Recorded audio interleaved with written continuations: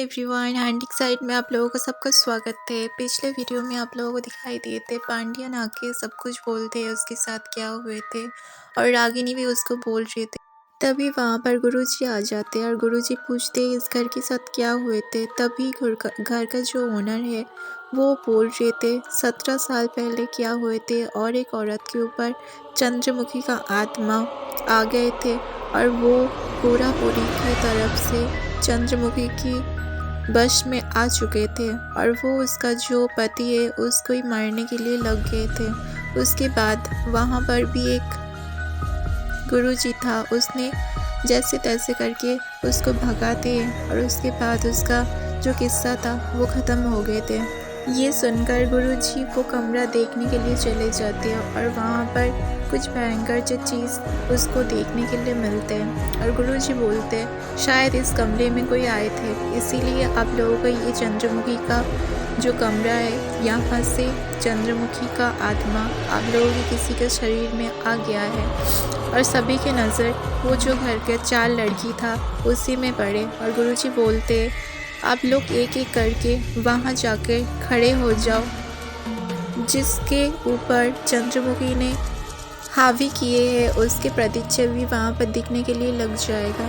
इसीलिए वो 4 लड़की बहुत ही डर जाते हैं और उसके बाद पहले जाते हैं रागिनी के ऊपर कोई आत्मा का साया नहीं था, इसीलिए वो वहाँ से चले आते हैं। उसके बाद और एक लड़की जाते हैं वहाँ से, उसके भी ऊपर चंद्रमुखी हावी नहीं था, इसीलिए वो भी चले आते हैं। उसके बाद गुरुजी लक्ष्मी को बोलते वहाँ पर जाने के लिए, लेकिन लक्ष्मी तो राज़ी नहीं था, इसीलिए गुरुजी 2 लोग को भेजते उसको ले आने के लिए। उन लोगों को जब ले आने के लिए बोलते वो लक्ष्मी को ले ही जा रहे थे, लेकिन लक्ष्मी दिव्या का जो व्हील चेयर है वो लेकर भी वहाँ पर चले जाते। लक्ष्मी तो वहाँ पर खड़े हो जाते, लेकिन दिव्या भी उसके साथ चले जाते। कुछ ही देर बाद दिखा जाते दिव्या का जो व्हील चेयर है वो ऑटोमेटिकली घूमने के लिए लग जाते और वो ऐसे ही हवा में ऊपर उड़ रहे थे। ये देखकर घर का सब लोग बहुत ही डर जाते और कुछ ही देर बाद दिव्या खुद को चंद्रमुखी बोलते हैं और उन लोगों को सबको बोलते हैं कि तुम लोग यहाँ पर नहीं जाओगे तो मैं तुम लोगों को सबको मार दूँगी। उसके बाद सीन कट हो जाने के बाद सब लोग ड्राइंग रूम पे आके बैठी रहते और सब लोग बहुत ही अपसेट था। तभी रागिनी का जो छोटा बेटी है वो गुरुजी को आके बोलते उस कमरे में तो मैं पहली बार गई थी, अगर कुछ हो सकते तो मुझे हो सकते, लेकिन दिव्या को क्यों हुए थे। उसके बाद गुरुजी उसको पूछते उस दिन क्या हुए थे, मुझे सच सच बताओ। उसके बाद उसका जो छोटा बेटी है वो सब कुछ बोलते कि क्या हुए थे, उसको एक घुंघरू मिले थे, लेकिन वो आवाज़ की वजह से वो फेंक दिए थे और वही घुंघरू दिव्या ने उठा लिए थे और वहाँ से ही चंद्रमुखी का जो प्रॉब्लम है वहाँ से शुरू हो गए थे। उसके बाद दिखाया जाते दिव्या अपने आप विदाउट अपने व्हील चेयर से उठ जाते और वो सब लोग के पास दौड़ के आ जाते हैं और सबको बोलते कि देखो मम्मी मैं चल सकती हूँ, देखिए मेरा कोई प्रॉब्लम नहीं है अभी। सो ये देखकर सब लोग खुश भी हो जाते। बट तभी दिव्या गुरुजी के पूछते हैं कि उसके बाद क्या हुए थे जब लक्ष्मी को वहाँ पर खड़े किए गए।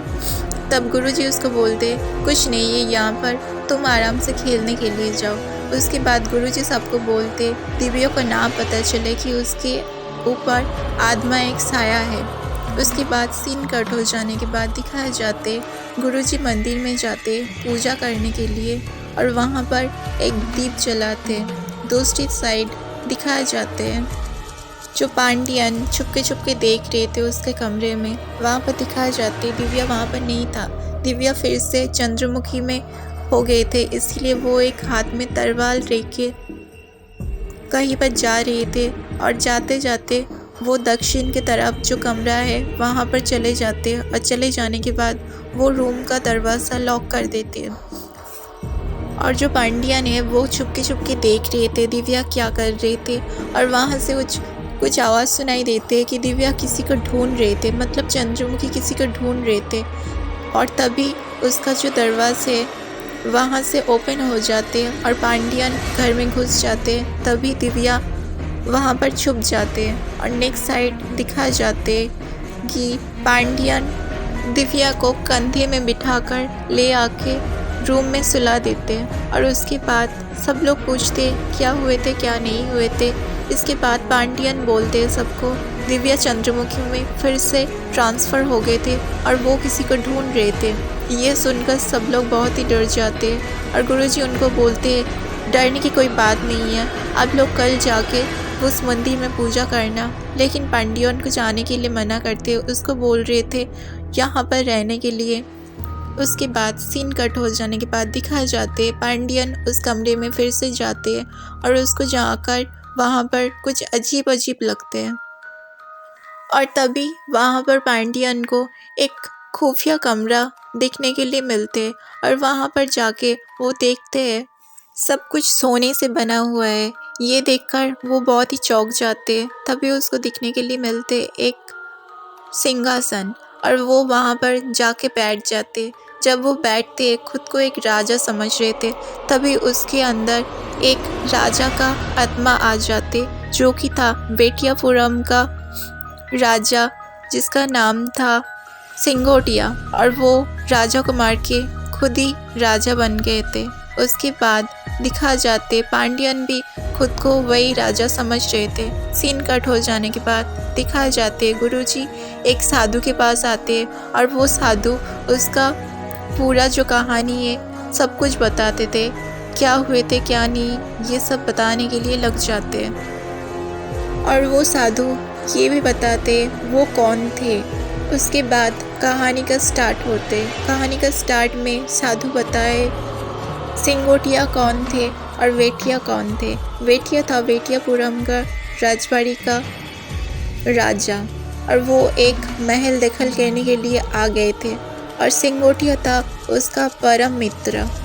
उसके बाद वहाँ पर ही दिखा जाते चंद्रमुखी को और वहाँ पर ही उसने पहली बार उसको देखा था। उसको देखने के बाद उसको पसंद आ गया था बेटिया को और वो राजमहल में घुस के वो रानी जो था उसको मार देते और ये सब देख के चंद्रमुखी बहुत ही डर जाते और डरने के बाद चंद्रमुखी आ जाते एक मंदिर में छुपने के लिए। उसके बाद बेटिया भी उसके पीछे पीछे आ जाते। आने के बाद वो मंदिर में घुसने की कोशिश ही कर रहे थे, तभी एक साधु ने उसको बोलते कि उस मंदिर में मत जाओ, नहीं तो आपका कुछ गलत हो जाएगा आपके साथ। वो तब उसको बोलते कि मैं इस महल को दखल कर चुकी हूँ और ये महल अब मेरा है, तो मैं कुछ भी कर सकती हूँ। उसके बाद वो मंदिर के अंदर चले जाते, लेकिन चंद्रमुखी उसको नहीं मिलता है, इसीलिए वो उसके राज्य में चले जाते। महल में आने के बाद सिंगोटिया जो उसका परम मित्र था और उसके सेनापति भी उसको पूछते उसके उदास होने के कारण। वो उसको बोलते एक लड़की को उसको पसंद आ गए थे और वो लड़की को लाने के लिए, इसीलिए सिंगोटिया उसको लाने के लिए चले जाते। और सिंगोटिया जब वहाँ पर जाते थे, वहाँ पर देखते चंद्रमुखी तालाब में नहा रहे थे। उसके बाद चंद्रमुखी उसका ड्रेस चेंज करने के बाद वो मंदिर में जा ही रहे थे, तभी एक चीता ने उसका पीछा करते और ये देखकर उसका जो सहेली था वो सारे भाग गए थे। लेकिन चंद्रमुखी दौड़ते दौड़ते सिंगोटिया के पास आ जाते और उसको मदद मांगने के लिए बोलते। तभी सिंगोटिया वो चीता को मार देते हैं और चंद्रमुखी को लेके चले जाते उस महल पर। और महल पर चले जाने के बाद जो बेटिया है उसका मित्र उसको बोलते देखिए आपके लिए मैं तोहफ़ा लाई हूँ। और ये देखकर बेटिया भी बहुत खुश हो गए थे और उसको तोहफ़ा देने के लिए बोल रहे थे।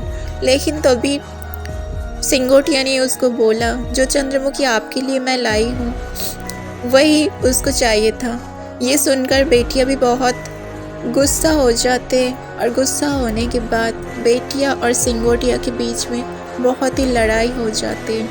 लड़ाई होने के बाद दिखा जाते सिंगोटिया लड़ाई करते करते उसका जो सर है वो काट देते और ख़ुद को बेटियापुरम राजमहल का राजा बोलते हैं। उसके बाद ये सब देख के चंद्रमुखी बहुत डर जाते हैं और चंद्रमुखी उसको बोलते कि मैं आपको शादी नहीं कर सकती हूँ क्योंकि मैं एक को प्यार करती हूँ। ये सब सुन के राजा भी बहुत गुस्सा हो जाते हैं और एक सेवक को उसको बोलते ले जाने के लिए, और कुछ ही देर बाद वो दोनों चले जाते उसी मंदिर में पूजा करने के लिए। और तभी वहाँ पर वो लोग पूजा ही कर रहे थे, तभी वहाँ पर चंद्रमुखी जिसको प्यार करते थे वो वहाँ पर आ जाते, और ये सब देख के चंद्रमुखी भी बहुत डर जाते क्योंकि उसको कुछ हो ना जाए, और ये सारी बातें उसका जो गुरुजी है उसको पता चल जाते। उसके बाद दिखा जाते हैं कुछ देर बाद वो लोग जब घर जाते, वहाँ पर चंद्रमुखी जिसको प्यार करते थे उसका नाम थे गुणशेखर, वो वहाँ पर आ जाती है और ये सब देखकर गुणशेखर को बोलते तुम यहाँ पर क्यों आए हो, अगर वो तुम्हें देख लेगा तो यहाँ से ज़िंदा नहीं छोड़ेगा। तभी उसको उस राजा का आवाज़ आते और वो उसको एक कमरे में छुपा देती है, और ये सब में उसको हेल्प किए थे वो दासी। उसके बाद राजा जब आते हैं उसके पास, चंद्रमुखी उसको कुछ अलग ही प्यार दिखा रहे थे।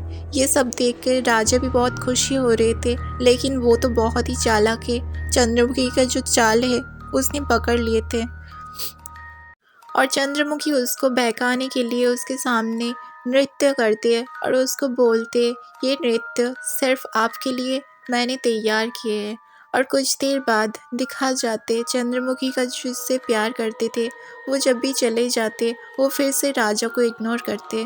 इग्नोर करने के बाद उसके जब नृत्य ख़त्म होते राजा उसको बहुत सारे भेंट देते, लेकिन उसमें वो बोलते ये सब हीरे जवाहरात में मेरा कोई रुचि नहीं है।